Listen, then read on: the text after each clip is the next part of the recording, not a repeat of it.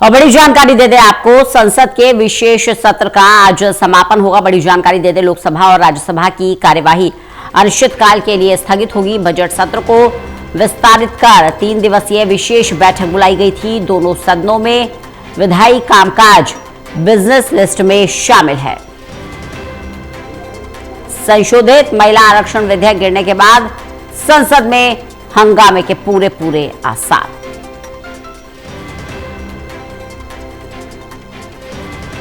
प्रदीप कुमार हमारे साथ, हमारे एसोसिएट एडिटर जुड़ गए हैं ज्यादा जानकारी के साथ। प्रदीप जी, आज विशेष सत्र का समापन होने जा रहा है, क्या बड़ी जानकारी मिल रही है?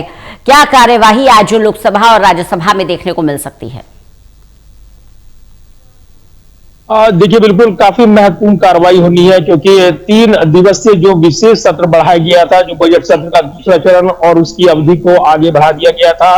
तो ऐसे में अब जो यहाँ पर कार्रवाई अनिश्चितकाल के लिए स्थगित होनी है, क्योंकि दोनों सदनों की कार्रवाई जो पहले 2 अप्रैल को अनिश्चितकाल के लिए स्थगित होनी थी, लेकिन सरकार ने केवल सदन की कार्रवाई स्थगित करने के लिए यहाँ पर कदम आगे बढ़ाए थे, और उसके बाद 16, 17, 18 तारीख को विशेष सत्र बुलाने का फैसला लिया गया था, जिसमें कि जो महिला आरक्षण संशोधन विधेयक, परिसीमन विधेयक, उसको लेकर सरकार ने अपनी रणनीति साफ की थी। और इसी के साथ जो आज का महत्वपूर्ण कामकाज है वो लगा हुआ है। दोनों सदनों में जो महत्वपूर्ण दस्तावेज पटल पर रखे जाने हैं, इसके अलावा जो लोकसभा में केंद्रीय कानून मंत्री अर्जुन राम मेघवाल दस्तावेज पटल पर रखेंगे अपने मंत्रालय से संबंधित, और इसके अलावा अन्य कामकाज, विधायी कामकाज बिजनेस लिस्ट में शामिल है।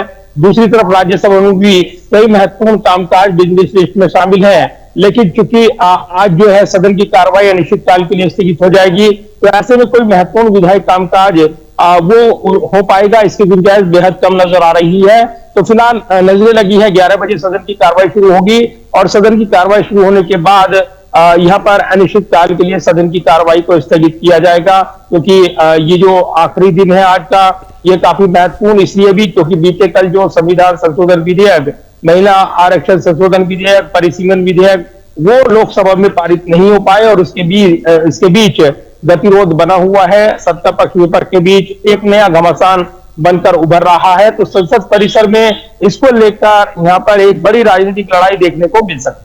बिल्कुल, बड़ी राजनीतिक लड़ाई देखने को मिल सकती है, वो भी तब जब सरकार ने स्पेसिफिक इन 3 विधेयकों के लिए संसद का ये विशेष सत्र बुलाया था प्रदीप जी। और क्योंकि ये बिल पारित नहीं हो पाए हैं, ऐसे में पहली बार जब सदन के अंदर हारी है मोदी सरकार, तो कहीं ना कहीं ये विपक्ष की एकजुटता का भी मैसेज जनता को जाएगा।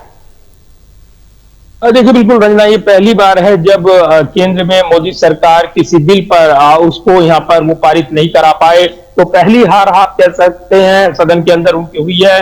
लेकिन ये जो हार हुई है, इसमें भी अपने लिए बड़ी राजनीतिक संभावनाएं बीजेपी एनडीए देख रहा है, क्योंकि ये महिला आबादी, उनके आरक्षण से जुड़ा हुआ प्रावधान था, इसको परिसीमन से जोड़ा गया। विपक्ष ने यह विरोध जताया, लेकिन इस पर नैरेटिव सेट करने की लड़ाई अब यहाँ पर देखने को मिलेगी, और इसलिए विशेष रणनीति बनाई गई है कि इस बिल पर जो विरोध रहा है विपक्ष का, उसको जनता के बीच लेकर जाया जाए, और अलग अलग जगह जो संसदीय क्षेत्र है वहां पर प्रदर्शन की पृष्ठभूमि वो तैयार की जा रही है। और जिस तरीके से इस बिल के विरोध में यहाँ पर जो विपक्ष लामबंद हुआ, उसकी एकता बनकर उभरी, तो वही एनडीए अब इसमें एक हारी हुई बाजी के बाद एक नए राजनीतिक बाजीगर के तौर पर बनकर उभरेगा, क्योंकि मिशन 2029 का जो लोकसभा चुनाव, और जिसको लेकर ये दावे किए जा रहे थे कि ये आरक्षण महिला आबादी को उनकी सीट बढ़ाकर उनको दिया जाएगा, राज्यों का प्रतिनिधित्व बढ़ाया जाएगा, लेकिन परिसीमन से चूंकि इस पर जोड़ा गया, और ये संविधान संशोधन विधेयक इससे नहीं जोड़ा जाना चाहिए था, ये विपक्ष की मूल आपत्ति थी, और इसको एक चुनावी स्टंट बताया गया विपक्ष की ओर से। तो विपक्ष की एकता बनकर उभरी, और उसके बाद जिस तरीके से सदन के अंदर हमने इस मतदान के दौरान विपक्ष की एकजुटता वो देखी है, तो ये जरूर है कि विपक्ष एकजुट रहा है, लेकिन क्या वो नैरेटिव की लड़ाई जो अब शुरू हो रही है उसमें भी विपक्ष एकजुट दिखेगा? बड़े सवाल है, क्योंकि राज्यों की राजनीति अलग अलग वजह से चर्चाओं में है। बंगाल में कांग्रेस और टीएमसी का भी मुकाबला है, उधर लेफ्ट पार्टी भी है, जबकि वो एकजुट नजर आते हैं केंद्र के राजनीतिक समीकरणों में, तो ये जरूर असर डालेगा। दूसरा, एनडीए अब इस पर एक बड़ी लड़ाई वो छेड़ रहा है, कि ये महिला आबादी को उनको उनका अधिकार से वंचित करने के लिए विपक्ष ने लामबंदी की है। इसलिए नैरेटिव की इस लड़ाई में कौन किस पर भारी पड़ता है, ये बड़े सवाल है। ये लड़ाई ही साफ करेगी कि ये राजनीतिक लड़ाई कितनी गहरी होगी और कितनी असरदार रहेगी और किसके पक्ष में रहेगी। फिलहाल तो दिखता यही है कि इसको लेकर एक बड़े व्यापक आंदोलन की तैयारी जो एनडीए तैयार कर रहा है, उसका वो राजनीतिक लाभ जरूर उठाना चाहेगा कि विपक्ष की वजह से आधी आबादी को उनका हक नहीं मिल रहा है। लेकिन एक टर्निंग पॉइंट ये भी है कि जो महिला आरक्षण विधेयक 2023 का था, उसका नोटिफिकेशन जारी कर दिया गया था, लेकिन उसके लिए भी ये शर्त थी कि सेंसेक्स यानी जनगणना और जो परिसीमन उसके बाद ये लागू हो पाएगा, तो उसमें भी वक्त लगेगा।